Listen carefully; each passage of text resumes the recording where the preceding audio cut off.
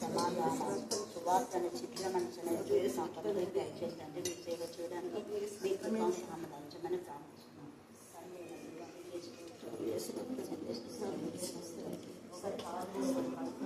మీలో మేమందరం ఏకం చేపట్టండి. దయచేసి ఏ స్థానంలో ప్రార్థిస్తున్నాం. ఆమె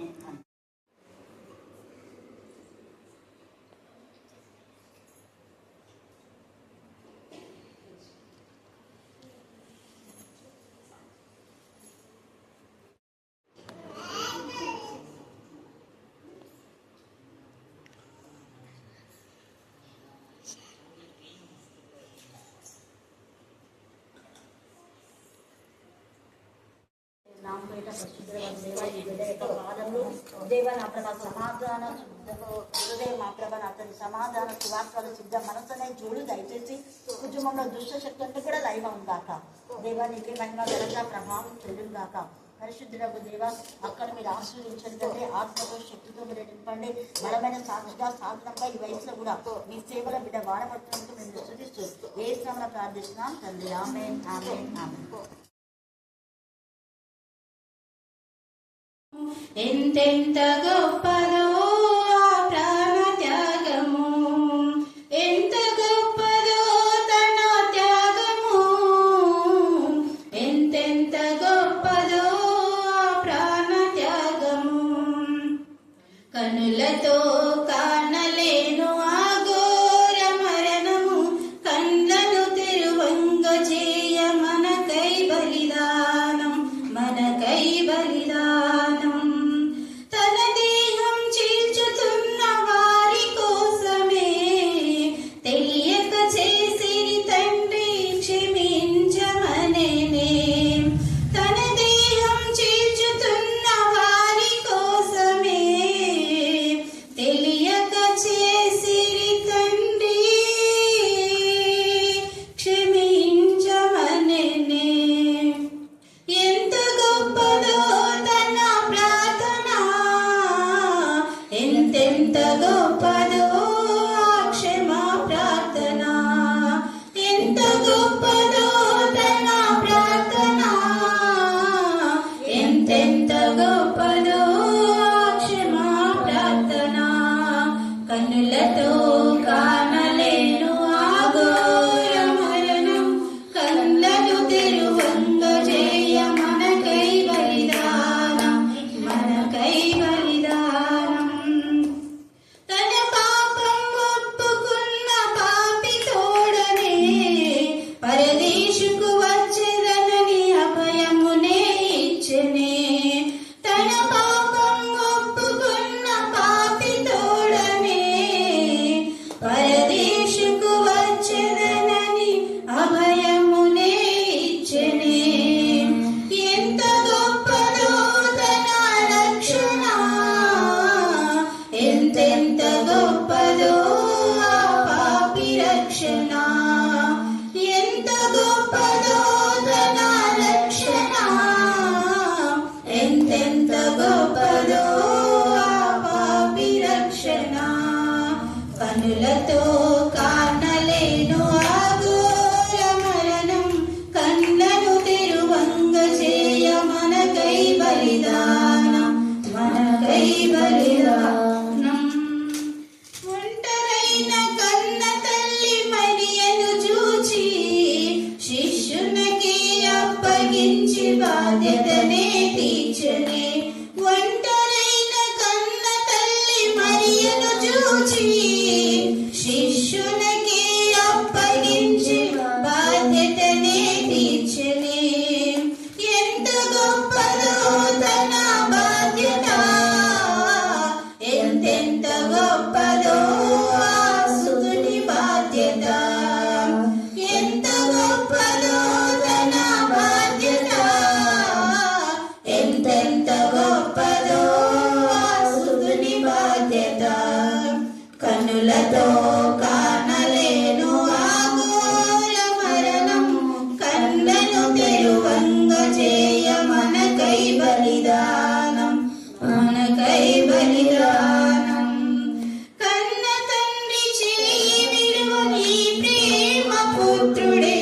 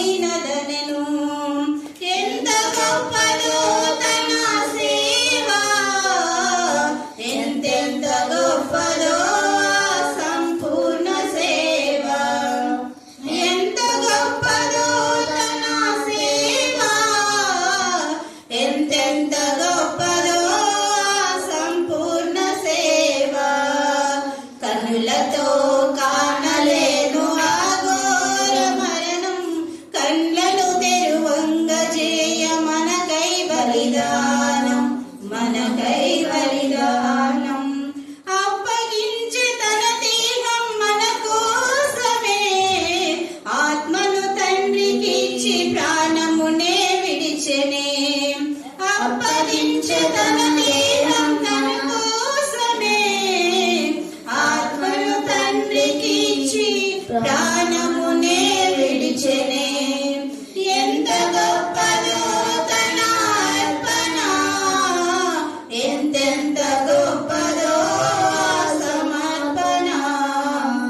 ఎంత గొప్పదో తన అర్పణ, ఎంతెంత గొప్పదో సమర్పణ.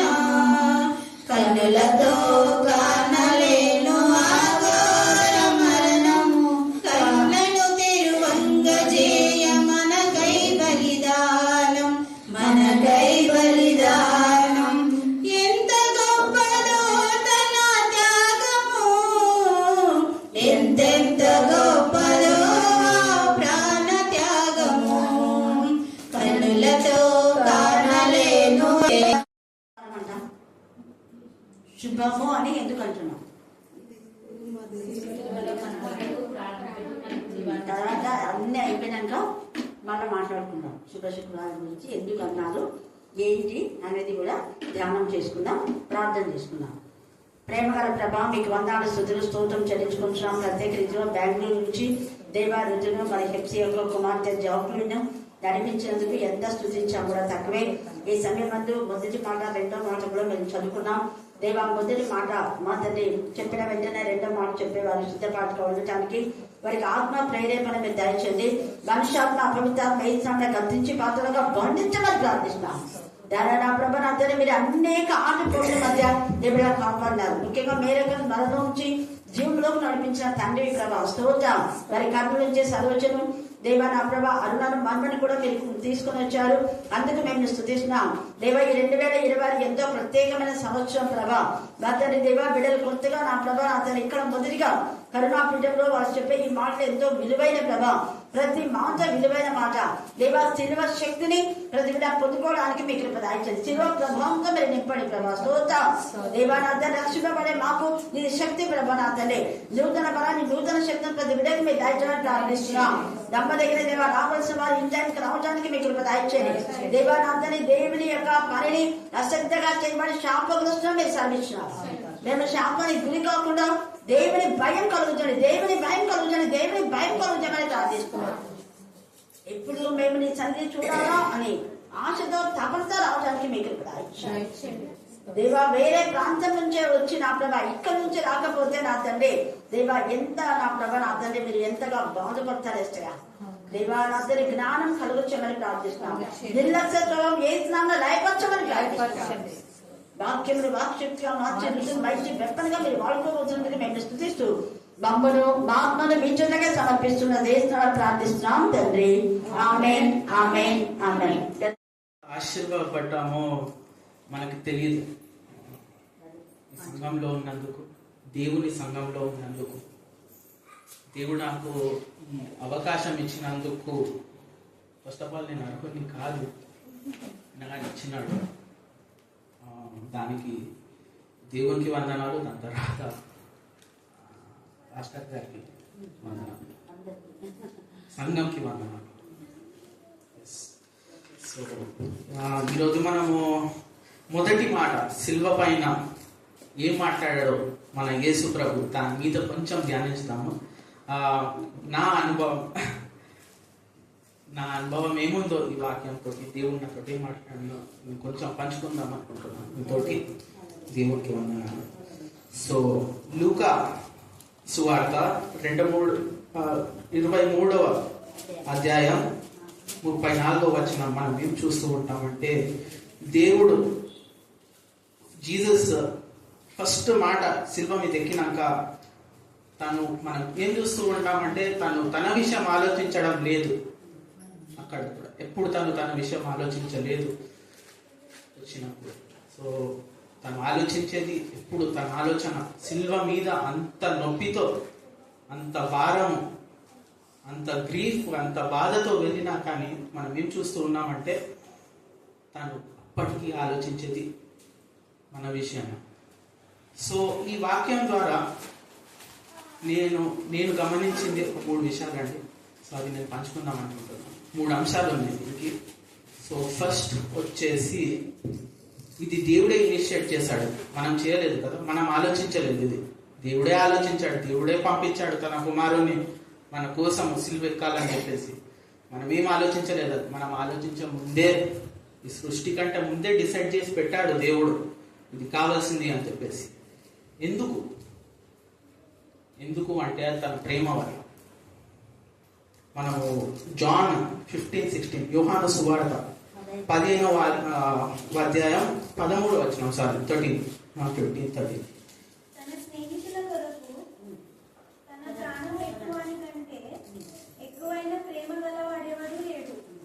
నేను మీకు ఆజ్ఞాపించు వాటిని చేసిన ఎడల మీరు నా స్నేహితులై ఉందురు. అది అంత పెద్ద దేవుడు, సృష్టికర్త, ఈ లోకంకంతా మనల్ని స్నేహితులు అనుకుంటున్నాడు.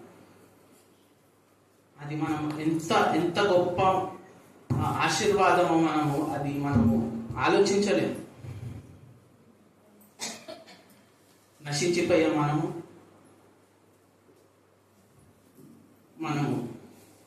సావు, మనకి డెత్ అనేది మనం చేసే పాపంలోకి వి డిజర్వ్ డెత్. అయినా కానీ మన కోసం ప్రాణాలు ఇచ్చి మన ప్రాణాన్ని విమోచించాడు.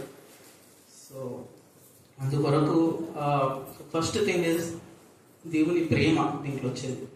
దేవుడే ఇనిషియేట్ చేస్తాడు. ఫస్ట్ థింగ్ మనం ఆలోచించవలసింది ఏంది ఈ వాక్యం ద్వారా అంటే, లూకా 23వ అధ్యాయం 34వ వచనం నుంచి మనం చూసేది ఏంటంటే దేవుని ప్రేమ. సో దేవుని ప్రేమ ఎంత గొప్పదంటే, తన సొంత కొడుకుని, కుమారుని పంపించి లోకంలో అన్ని కష్టాలు, అంత వేదన, అంత శోధన నుంచి తప్పించుకొని తనకు తను అంత సాక్రిఫైస్, అంత త్యాగం ఇచ్చినాడంటే తన ప్రేమని. మనం ఇంకో అధ్యాయం మనం చూస్తూ ఉంటాం, మనమేం నేర్చుకుంటాం దీని విషయం, అది ఇంపార్టెంట్. ఫస్ట్ యోహాను మొదటి పత్రిక 3వ అధ్యాయం 16వ వచనం చూసుకుందాం. ఆయన మన నిమిత్తము తన ప్రాణం పెట్టిన కనుక దీని వలన ప్రేమ ఎట్టిదని తెలుసుకొనుచున్నాము. అవును, ఇంకా మనం కూడా సహోదరుల నిమిత్తము మన ప్రాణములను పెట్టబద్దులమై ఉన్నాము. అది. సో మనకి ఫస్ట్ మాట ద్వారా కూడా దేవుడు ఏదో నేర్పిస్తున్నాడు దాంట్లో నుంచి. మనము తీసుకుంటే అయిపోయినదా? మనము కూడా ఇచ్చేటట్టు ఉండాలి. దేవుడు మనల్ని ఆ విధంగా ఆశీర్వదించాడు ఆల్రెడీ. ఎవరైతే తనని ఆ శిల్వ మీద వేశారో వాళ్ళ కోసం తను ప్రార్థన చేస్తున్నాడు. మనమేమో మన స్నేహితుల కోసం అంత చేయలేమా? చేయవచ్చు. సో ఫస్ట్ పాయింట్, ఫస్ట్ మన నేను నేర్చుకున్నది ఏంటి అంటే, ఫస్ట్ పాయింట్ అంటే దేవుని ప్రేమ. మనము కూడా అట్లా ఇచ్చేటట్టు మనల్ని ఎనేబుల్ చేశాడు దేవుడు. అది ఫస్ట్ పాయింట్. దేవుని ప్రేమ అనేది మనం పొందుకున్నాం కాబట్టి ఇవ్వడం మన బాధ్యత. అది మనకి చూపించాడు ఈ వాక్యం. నెక్స్ట్ వచ్చేసి ఇదేమో దేవుని పట్ల మనం నేర్చుకున్నాం. రెండో అంశం వచ్చేసి అంటాడు, వీళ్ళకి తెలీదు వీళ్ళేమి చేస్తున్నారు, వీళ్ళని క్షమించండి. మనము 2 కొరింథియన్స్ 4:4 ఒకసారి చూసుకున్నాం.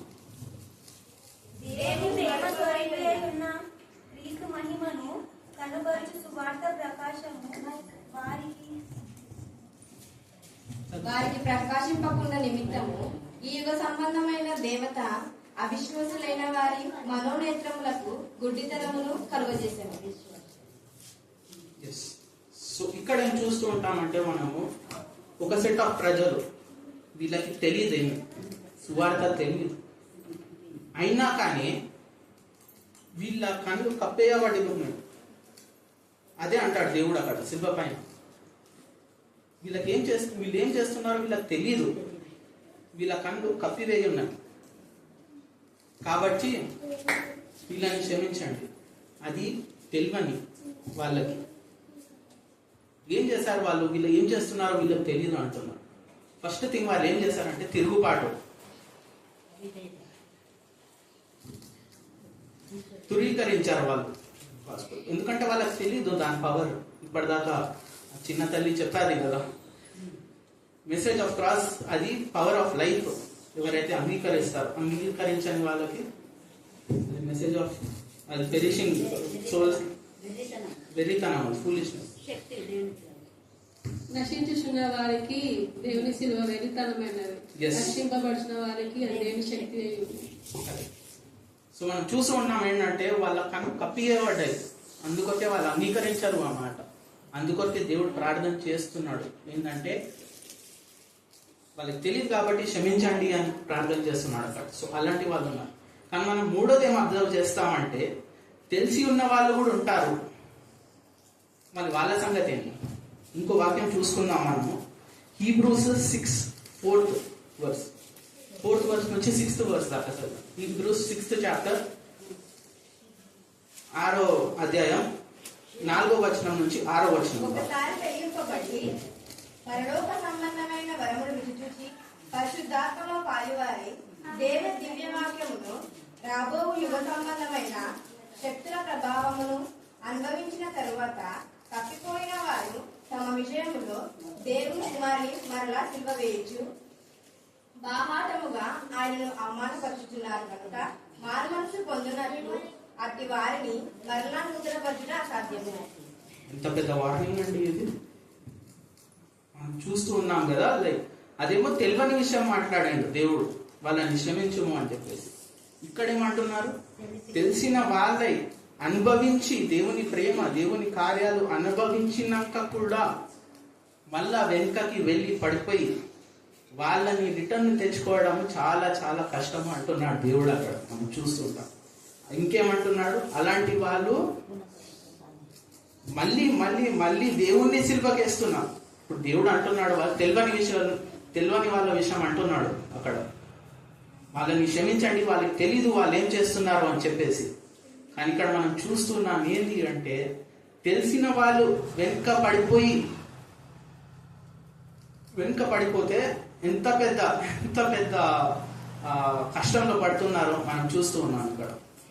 సో ఏంటంటే మనం గమనించవలసింది ఇక్కడ ఫస్ట్ ఏమో దేవుని ప్రేమ మనకి ఎంత అంటే ప్రాణం కూడా ఇవ్వడానికి సిద్ధం అయ్యాడు యేసయ్య. సో అట్లాంటిది మనకున్నది. రెండోది ఏంటంటే మనం కూడా చూపించాలి. ఇంకోటి ఏంటి అంటే తెలియక చేయడము ఒక మాట, కానీ తెలిసి ఎరిగి ఉండి దేవుని వాక్యం, దేవుని కార్యాలు తెలిసి ఉండి మనం వెనుకకి పడిపోకుండా తన మార్గములో, తన సువార్తలో ఎటు ఇటు చూడకుండా, దిక్కులు చూడకుండా ముందుకు సాగుదామని చెప్పేసి. అందరికి ఉంటాయి టెంప్టేషన్స్, అందరు ఖచ్చితంగా వెనుక పడతారు. కానీ ఆ రియలైజేషన్, ఈ వాక్యం మన మనసులో ఉండి జాగ్రత్తగా ముందుకు సాగకుండా మన సాల్వేషన్ కాపాడుకొని బతుకుతాము అని చెప్పేసి నా ఎక్స్పీరియన్స్. నేను అది ఎప్పుడు మైండ్లో పెట్టుకుందామని నేను కూడా నేర్చుకున్నాను ఈ వాక్యం ద్వారా. Thank you for giving this opportunity.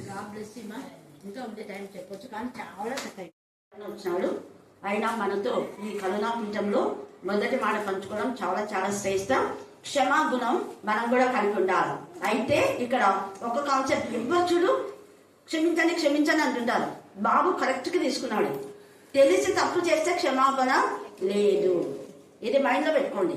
తెలిసి చేసే దానికి క్షమాపణ లేదు. వాళ్ళని మనం ఒకవేళ క్షమించినా వాళ్ళు మారరు. వాళ్ళని మార్చడం కూడా ఏమన్నాడు, అసాధ్యం. ఇది ఎప్పుడు చాలా మంది నాతో అంటుంటారు, అక్క క్షమిస్తాం. ఎవరిని క్షమించాలా చెప్పండి. తర్వాత రెండోది ఇంకోటి, తెలియని వాళ్ళని క్షమించాలి. రెండోది మన దగ్గరికి వచ్చి నేను చేసింది తప్పు అంటేనే క్షమించేది. పశ్చాత్తాపడి క్షమించమంటేనే క్షమాపణ. ఇస్కరియోతు క్షమాపణ లేదు, పేతురు క్షమించమన్నాడు. సో క్లారిటీగా మీరు చూసుకోండి, మనం క్షమకు అర్హులమా కాదా. సరే, సమయం అంటూ మరి కరెక్ట్ టైం అయింది. దేవునికి స్తోత్రం.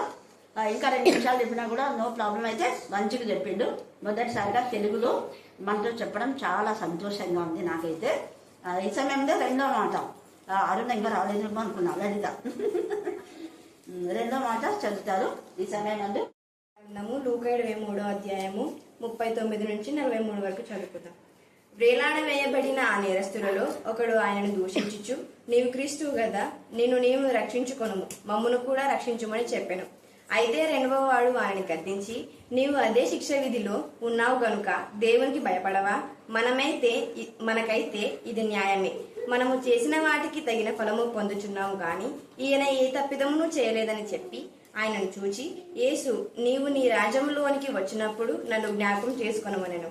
అందుకు ఆయన వానితో, నేడు నీవు నాతో కూడా పరదేశంలో ఉందవని నిశ్చయంగా నీతో చెప్పుచున్నాను. దేవుడి వాక్యాన్ని దీని మమ్మల్ని మిక్కిలిగా ప్రేమించిన మా పరలోకపు తండ్రి, ఈ విధంగా కోరుకునే తండ్రి, మీరు సిలువలో తండ్రి యేసుక్రీస్తు ద్వారా పలికించిన 7 మాటలు తండ్రి, నాకు ఇవ్వబడిన 2వ మాటల గురించి మీ పిల్లలమైన మేమంతా కొద్ది నిమిషాలు తండ్రి మాట్లాడుకుంటుండగా మాకు కావలసిన పరసంబంధమైన జ్ఞానాన్ని అనుగ్రహించండి. చెబుతున్నా నాకు తండ్రి జ్ఞానాత్మను ఇవ్వండి. కానీ తండ్రి ఉంటున్న మీ పిల్లలకు సాత్వికమైన హృదయాన్ని అనుగ్రహించండి తండ్రి. నా స్వబుద్ధిని ఆధారం చేసుకొని ఏ మాటలు చెప్పక మీరు మా కొరకు ఏదైతే రాయించి ఉన్నారో ఆ మాటలు తండ్రి మాత్రమే చెప్పుటకు నా నోటికి తోడుగా ఉండి నడిపించమని క్రీస్తు వారి నామమున ప్రార్థన అడుగుచున్నాను పరమ తండ్రి.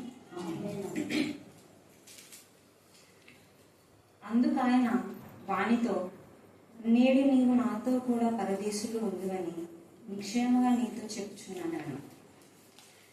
యేసుక్రీస్తు వారు సిలువలో వేయబడినప్పుడు ఆయనతో పాటు కుడివైపున ఒకరు, ఎడమ వైపున ఒకరు సిలువ వేయబడ్డారని మనకు తెలుసు. అయితే యేసుక్రీస్తు వారు ఎవరితో ఈ మాట అంటున్నారంటే, అందుకు ఆయన వానితో అంటున్నారంటే దానికంటే ముందు ఏదో ఒక సంఘర్షణ జరిగిందని మనకు అర్థమవుతుంది. అసలు ఏం జరిగింది అని మనం చూస్తే, యేసుక్రీస్తు వారితో వేయబడిన 2 దొంగలు ముందు ఎవరని మనం తెలుసుకోవాలి. మత్తయి సువార్త 27వ అధ్యాయం 38వ వచనం. మత్తయి సువార్త 27వ అధ్యాయం 38వ వచనం చూస్తే, మరియు కుడివైపున ఒకడును ఎడమ వైపున ఒకడును ఇద్దరు బందిపోటు దొంగలు ఆయనతో కూడా సిలువ వేయబడిరి. ఆ మార్గమున చాలా అంటే ఇక్కడ యేసుక్రీస్తు వారితో వేయబడిన వారు మామూలు దొంగలు కాదండి, బందిపోటు దొంగలు. మనకు తెలుసు బందిపోటు దొంగలు ఎలా ఉంటారంటే, వాళ్ళకి దయ కరుణ ఏమి ఉండదండి. ముందు వారిపైన దాడి చేస్తారు, వాళ్ళకి కావాల్సిన వస్తువులు సామాగ్రి తీసుకెళ్తారు. వాళ్ళు మరణించారా, గాయపడ్డారా, ఇవేవి వారికి వెనక్కి తిరిగి చూసుకోరండి. అంతటి క్రూరమైన చరిత్ర వాళ్ళకు ఉంటారండి. అటువంటి దొంగలను కూడా యేసుక్రీస్తు వారితో పాటు వేయడం జరిగింది. వారిలో ఒకరు ఏమంటున్నారో చూడండి. వేలాడ వేయబడిన ఆ నేరస్తులలో ఒకడు, అంటే 2 కాదండి, అందులో కుడివైపు వాడని కాదు, ఎడమ వైపు వాడు కాదు, కానీ ఇక్కడ ఒకడని మనకు రాయించారండి. ఆయనను దూషించుచు ఏమని దూషిస్తున్నారండి? నువ్వు క్రీస్తు కదా, నీవు రక్షించుకోను, మమ్మను కూడా రక్షించమని చెప్పాను. ఏంటండి, నువ్వు క్రీస్తు కదా అని ఎంత వెలికారంగా మాట్లాడుతున్నారో చూడండి. నీవు రక్షించుకోను, మమ్మను కూడా రక్షించమని చెప్పాను. ఈ మాటలే కాదండి, మత్తయి సువార్త 27వ అధ్యాయం 38 నుంచి 44 వచనం కనుక మనం చూస్తే ఏమని దూషిస్తున్నారో చూడండి. ఆ మార్గం వెళ్ళుచున్న వారు తలూచుచు, దేవాలయమును పడగొట్టి 3 దినములలో కట్టువాడా, నిన్ను నీవే రక్షించుకొనుము, నీవు దేవుని కుమారుడమైతే సిలువ మీద నుండి దిగుమని చెప్పుచు ఆయనను దూషించిరి. అలాగే శాస్త్రులను, పెద్దలను, ప్రధాన యాజకులు కూడా ఆయనను అపహసించుచు. ఎవరెవరండి? శాస్త్రులట, పెద్దలంట, ప్రధాన యాజకులంట. వారితో పాటు అక్కడున్న యూదులు కూడా దేవుని యేసుక్రీస్తు వారిని దూషించారండి. ఆనాడే కాదండి, నేటి దినాల్లో కూడా కొంతమంది మనం చూస్తున్నాం కదండి, కాషాయ వస్త్రాలు వేసుకొని కసాయి మాటలు మాట్లాడుతున్నారు కదా, 3 చెక్కలని 3 మేకులని వెటకారంగా మాట్లాడుతున్నారు కదండి. అలాంటి వారి గురించి యేసుక్రీస్తు వారు ఏమన్నారో తెలుసా? ఏమన్నారండి? మీలో ఎవరైనా నాలో పాపం ఉందని స్థాపించగలరా అని సవాల్ విసిరాడు కదండి. అలాగే ఏమంటున్నారో చూడండి. నీవు దేవుని కుమారుడు అయితే శిలువ మీద నుండి దిగుమని చెప్పుచు ఆయనను దూషించిరి. అలాగే శాస్త్రులను, పెద్దలను, ప్రధాన యాజకులను కూడా ఆయనను అపహసించుచు, వీడు ఇతరులను రక్షించను, తన్ను తానే రక్షించుకొనలేడు. ఇశ్రాయేలు రాజు కదా, ఇప్పుడు శిలువ మీద నుండి దిగిన ఎడల వానిని నమ్ముదుము. అంటే యేసుక్రీస్తు వారు శిలువ పైన ఒక పలక రాసేటారు కదండి, యూదులకు రాజైన యేసు అని. అదే చెప్తున్నారండి, ఈయన యూదులకు రాజు కదా అని ఎదగాలంగా మాట్లాడుతున్నారండి. వాడు దేవుని యందు విశ్వాసం ఉంచను, నేను దేవుని కుమారుడు అని చెప్పాను కనుక ఆయనకి ఇష్టడైతే ఆయన ఇప్పుడు వాణిని తప్పించమని చెప్పిరి. ఆయనతో కూడా సిలువ వేయబడిన బందిపోటు దొంగలను అలాగనే నిందించిరి. ఇక్కడ ఇద్దరు నిందించినట్లుగా మనం చూస్తున్నాము. అయితే ఇక్కడ లూకాసు వార్త 23వ అధ్యాయం 39వ వచనాల్లో చూస్తే, ఒకడు ఆయనను దూషించుచు, నీవు క్రీస్తువు కదా, నిన్ను నీవే రక్షించుకొను, మమ్మల్ని కూడా రక్షించమని చెప్పాను. యేసుక్రీస్తు వారు తనను తాను రక్షించుకోలేడండి. యేసుక్రీస్తు వారు తననే కాదండి, సర్వ మానవాళ్ళను కూడా ఆయన రక్షించగలడు. ఏమన్నాడో చూడండి, శిష్యులు ఆయనను పట్టుకోవడానికి వచ్చినప్పుడు మత్తయి సువార్త 27వ అధ్యాయం 53వ వచనం. మత్తయి సువార్త 27వ అధ్యాయం 53వ వచనం. వారి సమాధులలో నుండి బయటికి వచ్చి ఆయన లేచిన తరువాత మత్తయి సువార్త క్షమించండి 26వ అధ్యాయం 53వ వచనం. ఈ సమయమున నేను నా తండ్రిని వేడుకొనలేననియు, వేడుకొనని ఎడల ఆయన 12 సేనా వ్యూహముల కంటే ఎక్కువ మంది దూతలను ఇప్పుడే నాకు పంపడని నీవు అనుకుంటున్నావా? యేసుక్రీస్తు వారు తండ్రిని అడిగితే ఏంటండి సేనా వ్యూహములు అంటున్నారండి. ఇక్కడ ఫుట్ నోట్ లో గమనించినట్టయితే ఒక్కొక్క వ్యూహం ఏంటికి ఎంతమంది యోధులు అండి? 6,000 మంది యోధులు. ఆ లెక్కన 12 సేనా వ్యూహాలు అంటే ఎంతమంది అవుతారండి? 72,000 మంది అవుతారండి. మనకి పాత నిబంధన గ్రంథంలో ఒకసారి జ్ఞాపకం చేసుకుంటే, యెరూషలేము పరిపాలించిన హిజ్కియా రాజు కాలంలో అష్షూరు రాజైన సన్హెరీబు ఉన్నారు కదా, ఆయన సైన్యం ఎంతమంది అండి? 185,000 మంది. ఒక్కటే రాత్రికి నిశ్శబ్దంగా పడుకున్నట్టుగా చనిపోతారు. అక్కడ వచ్చింది ఎవరు? యెహోవా దూత అని రాయబడి ఉంటదండి. ఒక్కరేనండి వచ్చింది. మరి అక్కడ ఒక్కరే 185,000 మందిని చంపేస్తే యేసుక్రీస్తు వారు వేడుకున్నప్పుడు 12 వీర సమూహాలు వచ్చినప్పుడు అంటే 72,000 మంది యోధులు వస్తే అసలు ఈ ప్రపంచమే ఉంటుందా? ఒకసారి ఊహించుకోవాలండి మనం పరిస్థితులు ఎలా ఉంటాయో. అయితే యేసుక్రీస్తు వారు ఎందుకు మౌనంగా సిలువకి అప్పగించుకున్నారంటే, నేను మరణిస్తేనే నీకు రక్షణ ఉంటుందని ఆ రోజు ఆయన అనుకుంటారండి. రక్షించమని చెప్పాను. అయితే రెండవ వాడు వాణిని గద్దించి, మొదటివాడు మాట్లాడుతున్నాడండి, ఈ విషయం అంతా రెండవ వాడు వింటున్నాడు. రెండవ వాడు గద్దించే ముందు ఏమని ఎందుకు ఆయన గద్దించుంటాడండి? దానికంటే ముందు యేసుక్రీస్తు వారు ఏమని అంటారు? తండ్రి వీరేం చేయించున్నారు, వీరు ఎరుగరు కనుక వీరిని క్షమించమని అని అంటారు కదండి. ఆ మాట విన్నాడండి ఎవరు? రెండవ దొంగ. మొదటి దొంగ విన్నప్పటికీ ఆయన మనసు మారలేదండి. రెండవ వాడి మనసు మారింది, ఆయన గద్దిస్తున్నారండి. ఒకటండి, మనం ఎవరినైతే గద్దిస్తామో మనం కరెక్ట్ ఉన్నప్పుడు ఇతరులను మనం గద్దించగలం, అంతే కదండి. ఇప్పుడు నేను త్రాగుతూ, ఒరే నువ్వు త్రాగబోతున్నా, నువ్వు తాగొద్దంటే నువ్వేం తాగుతున్నావు ఒకసారి చూసుకో అంటారే కదా. అదే అన్నమాట. ఇక్కడ రెండవ వాడు వాణిని గద్దించి, ఇక ఆపు, నువ్వు అదే శిక్షలో ఉన్నావు కనుక దేవునికి భయపడవా? కొద్దిసేపు నుండి నువ్వు మరణిస్తావు, నేను మరణిస్తాను, మనం అదే శిక్ష విధిలో ఉన్నాం, నువ్వు ఇంకా అలాగే మాట్లాడతావు ఎందుకు? దేవుని ఇంకా ఎందుకు అలాగే దూషిస్తావు? నువ్వు దేవునికి భయపడవా? ఎవరైనా యేసుక్రీస్తు వారిని దేవుడని అన్నారండి ఇప్పటి వరకు? ఈ మాట రాయబడేంత వరకు శిష్యులు కూడా ఆయన దేవుడిగా అంగీకరించలేదండి యేసుక్రీస్తు వారిని. ఇక్కడ రెండవ దొంగ తన తప్పును ఒప్పుకున్న తర్వాత యేసుక్రీస్తు వారిని దేవునిగా అంగీకరించి మాట్లాడుతున్నారండి. అంటే నువ్వు దేవునికి భయపడవా? మనకైతే ఇది న్యాయమే, మనం ఎంతమందిని చంపింటాం, ఎంతమందిని దోచుకుని ఉంటాం. అసలు మనం యేసుక్రీస్తు వారిని దూషించాం, అందరి ఎట్లా మనము అన్యాయంగా ప్రవర్తించాం. ఇది మనకు న్యాయం అని ఇలా మాట్లాడుతున్నారండి. మనము చేసిన వాటికి తగిన ఫలము పొందుచున్నాము గాని ఈయన ఏ తప్పిదం చేయలేదని చెప్పాను. యేసుక్రీస్తు వారు అన్నారు కదండి, మీలో ఎవరైనా నాలో పాపం ఉందని స్థాపించగలరని బహిరంగంగా సవాలు విసిరారు కదండి. అదే మాట చెప్తున్నారండి. ఆయనలో ఏ తప్పు లేదు, మనము చేసిన క్రియలకి మనం ఇప్పుడు ఫలం పొందుతున్నామని అంటున్నారండి రెండవ విధంగా. నిజమేనండి, ఈనాడు కొంతమంది మనలో శ్రమల వెనక శ్రమలు వస్తున్నప్పుడు ఆ శ్రమ దేవుడే ఇచ్చాడని దాన్ని తొలగించమని ప్రార్థిస్తాం, కానీ ఆ శ్రమలు ఆ కష్టాలన్నీ కూడా మనం చేసిన క్రియలలో వస్తున్నాయని ఎవరు ఒప్పుకోరండి. నిజమే కదండి. అదే అంటున్నాడండి రెండవ దొంగ కూడా, తగిన ఫలం పొందుచున్నాం గాని ఈయన ఏ తప్పుదం చేయలేదని చెప్పి ఆయనను చూచి, ఎవరిని చూస్తున్నారు? యేసుక్రీస్తు వారిని చూచి రెండవ దొంగ ఏమంటున్నారో చూడండి. యేసు అంటున్నాడండి. యేసు అంటే రక్షకుడు అని అర్థం మనకు తెలుసు. క్రీస్తు అంటే అభిషక్తుడు. యేసు రక్షకుడా, నీవు నీ రాజ్యంలోనికి వచ్చినప్పుడు నన్ను జ్ఞాపకం చేసుకోమనను. ఇక్కడ ఒక దొంగకి యేసుక్రీస్తు వారికి ఒక రాజ్యం ఉంటుందని, ఆయన ఆ రాజ్యానికి రాజు అని, ఆయన ఆ రాజ్యంతో తిరిగి రెండవ రాకడలో వస్తాడని ఎప్పుడైనా వినింటాడా?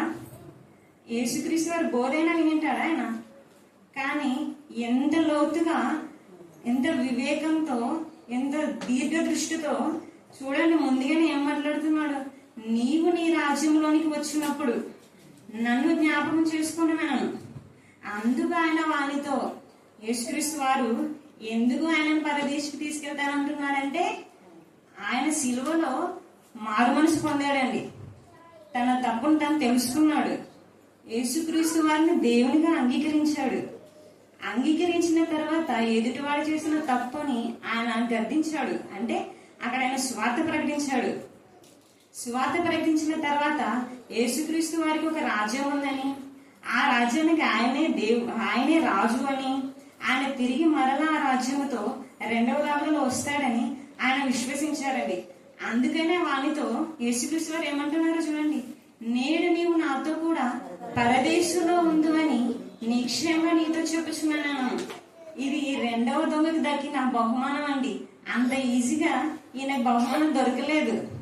మనము చదివిన కొన్ని విషయాల్లో 5 అంశాలు మనం గుర్తించుకోవాలండి. ఒకటి, మనం చేసిన తప్పులను దేవుని ఎదుట ఒప్పుకొని విడిచిపెట్టాలి. రెండవది, యేసుక్రీస్తు వారు దేవుడు అని అంగీకరించాలి. మూడవది, ఆయనను గురించిన సువార్తను ప్రకటించాలి. నాలుగవది, అన్ని విషయాల్లోనే ఆయనకు మనము ఘనత తెచ్చేవారిగా బ్రతకాలి. ఇక్కడ మనకు ఒక సందేహం కలగవచ్చు, బాప్తిస్మం తీసుకున్న వారే కదా పరదేశికి వెళ్ళగలరు అని. బాప్తిస్మము మనకు యేసుక్రీస్తు వారు మరణించి తిరిగి లేచిన తర్వాతనే ఆజ్ఞగా ఇవ్వబడిందండి. అంతకుముందు మనకు ఆజ్ఞగా లేదు. మార్కు సువార్త 15వ అధ్యాయం